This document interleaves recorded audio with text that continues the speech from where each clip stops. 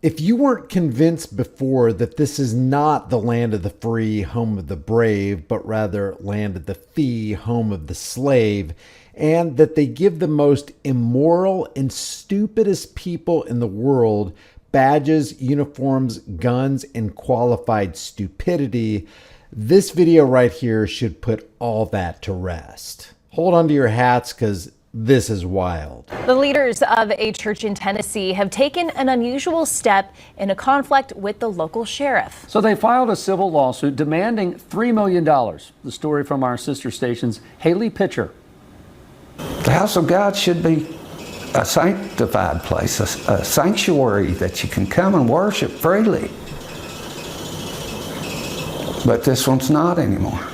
Pastor Rick Miller and Deacon Daniel Pate filed suit against 6 members of the Carter County Sheriff's Department and Carter County itself on Tuesday night. In surveillance video shown to News Channel 11 from the day of the incident, 3 marked cars from the Sheriff's Department drive up to the church just before 11 a.m. service. Pate and his wife speak with an officer briefly. Pate and Miller say the Sheriff's Department was there on behalf of former members of the congregation who wanted to take control of the church. It's just wrong when the law comes and tries to let another group of people take your church. How would you feel if a group of people came to your home and said, we want your house?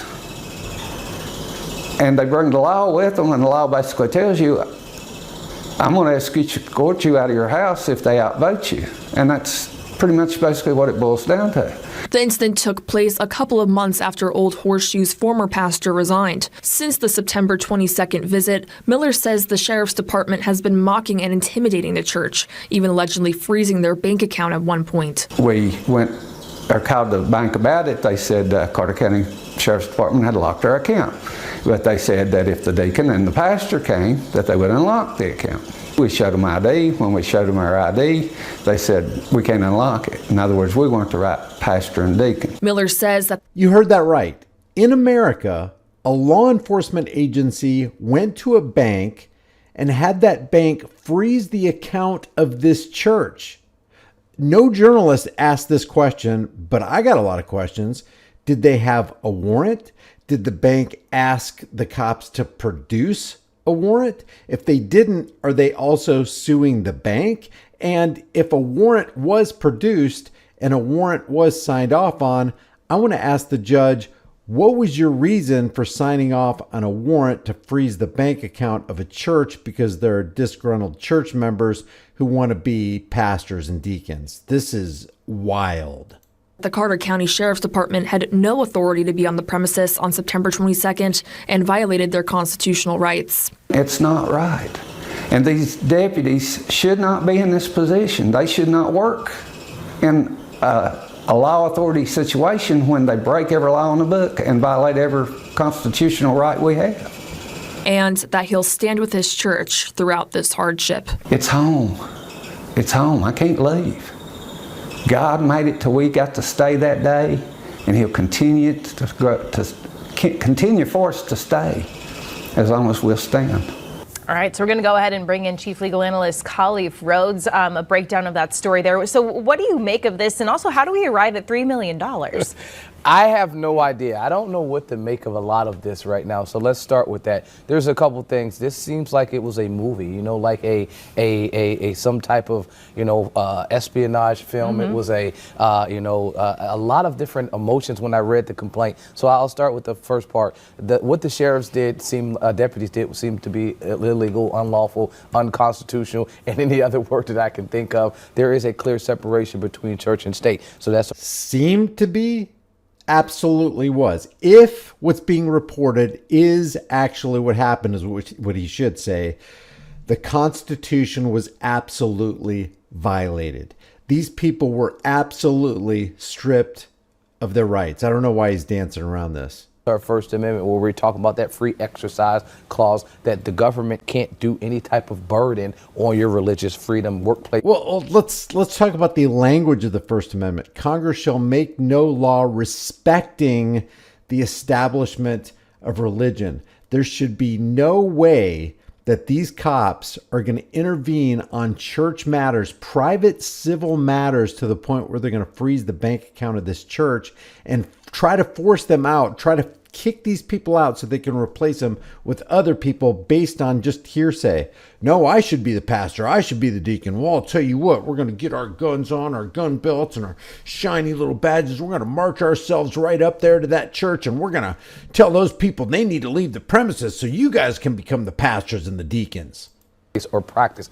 So I think that's a first option that you'd have. A second option is this church autonomy doctrine, and the complaint talks about that as well. We're talking about internal workings of a church election process, if that's what we're going to call it. You got former members that came in there that attempted to oust the current members. Well, there was a vote. There's case law going back to 1872 that talks about how a court cannot interfere with church governance, that it has to defer, the court has to defer to the church.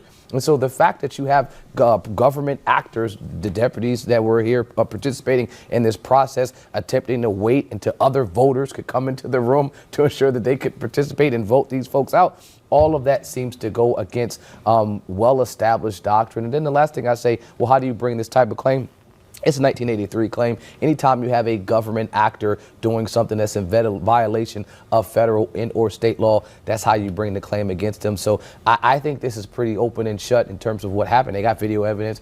They have them urinating on their property. So that's the repeated harassment aspect of the claim. The last part you mentioned about the $3 million, I have no idea where that number comes from. But I'm pretty sure they've got an attorney that has advised them on this is what we can get them to settle for. And that probably is just history of knowing and interacting with that jurisdiction. There's been a phrase, civil conspiracy, has been thrown out when you're looking, all around this case. Could any type of outcome from this case affect any type of church, state relationship going forward, or is this just a one-off situation? If we're playing the longer game and somehow these folks win their claim and then the county sues them back or appeals it to a court of appeals and then ultimately gets into the Supreme Court, if the Supreme Court was to decide to overturn this Watson v. Jones from 1872 or the case that I read from 1976, then yes, it would have holding on any other court, any other church autonomy elections process. And this is a big deal, specifically in the South, when there is an electoral process where a pastor can be voted in or voted out, when the deacons and the members can come together and literally vote you out. That's why that is a well-established case law, and courts have kept their hands away from this. Two things. I don't even know why we have a constitution, since nobody who purports to be our leaders and representatives even pays attention to it, completely rejects it and denies it at every turn. And I also don't understand why people want to go for case law when the language in the First Amendment is very, very clear. There should be no respect for any establishment of any religion. It's not the government's business. It's not the government's job to get involved in private matters. Home matters, church matters, civil matters. They should all be separated, and thus separation of church and state. But to freeze bank accounts, to go onto the property unwelcomed, to try to force people off of property based on hearsay, the hearsay of other people who might be disgruntled.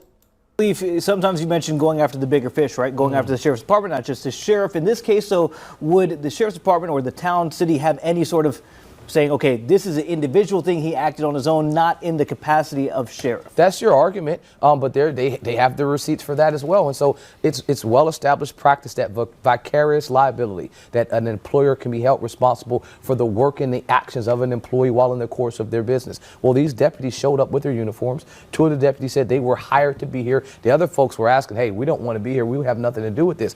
That portion, that component of it, being in your uniform and having that color of law as if I'm working and acting as a deputy, would be enough to hold them accountable. But to your point, the city, the town, and the department would say, hey, they were rogue. They were doing this on their own. Separate us from them for sure. This is also another example of no good cops on the scene stopping and going, wait a second, that's beyond the scope of our job. We can't do that. That's unconstitutional. I gave an oath and I swore to uphold and protect and defend people's rights. This goes completely against that. I'm out. I'm not following any orders. We're done here. But no cop came forward to say that. Leave your thoughts about this. This is crazy. Land of the free, home of the brave? I don't think so. Not with something like this going on. And stuff like this happens all the time. Rights are constantly getting trampled. Money is constantly being stolen. They're constantly stealing assets under civil asset forfeiture, which is rightly called legalized armed robbery. There are hundreds of anti-gun, anti-Second Amendment laws on the books. Leave your thoughts about this for the world and the global thought police in the comments section below. Have you ever seen this? If I get an update on this, I will let you know what's going on. If you find out before I do, send me a message. I'll see you in the next video.